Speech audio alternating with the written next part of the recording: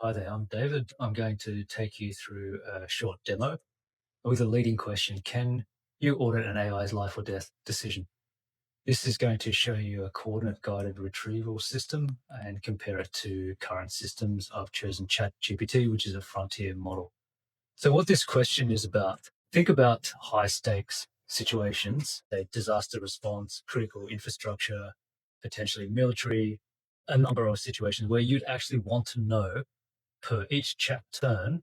A chat turn is from a prompt to a response. What was behind the decisions that were provided, if it's an automated decision or even it's a recommendation, and we can compare two different systems and how it does that.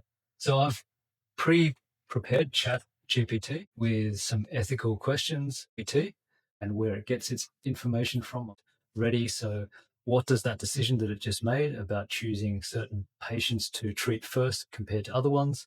What is the logic behind it? Give exact sources and the order. So I'm going to copy that. This is a long thread, and I've chosen a long thread for a reason, because the system I'm showing you doesn't have to deal with problems of long context. So you can see how it's hanging somewhat while it's doing that. Let's just try this coordinate guided retrieval system. I'm calling here our IP AI. So it's still a long thread, very long thread. It's an ongoing thread. It's actually threadless. And you can see that it actually gave some information there. The crucial thing to go through is what you can see here are these coordinates.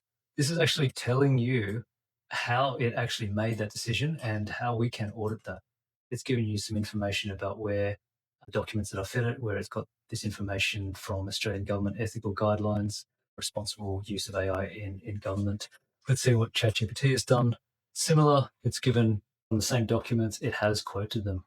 But the thing is, this will change. Next time I ask this question for, if you're familiar with these systems, for ChatGPT, it'll give me a slightly different answer. So this is the importance of getting those coordinates. And I'm going to show you what that means. So I'm going to grab the coordinate, which I've got at the bottom here. And this will actually take me to that response, but it'll show me the traceability trail. So I'm going to paste that in here, resolve that. This is a different system. So you can share coordinates or exact entries outside of the system that you're chatting with. That can be behind security or authentication, authorization, etc.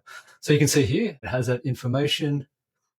This is actually the walk information, tells you where it actually went to, what attachments, so I can resolve those attachments as well. So it tells me exactly how it's made this decision or this response. And I can go through here and find there's the attachment. I can jump into there, gives me an idea of what that chunk of the attachment was. You can see that, and you can continue to go through and look at other chunks that it has access to as well. So you can go right to the origin of the decision. So I think that's quite a novel way to provide a traceability of a decision, or let's say the provenance of a decision, one that can be audited in high stakes situations. So I hope you found that of use. I'll add some more information. You can definitely reach out to me, ask me any questions about this. I'm happy to demo this live.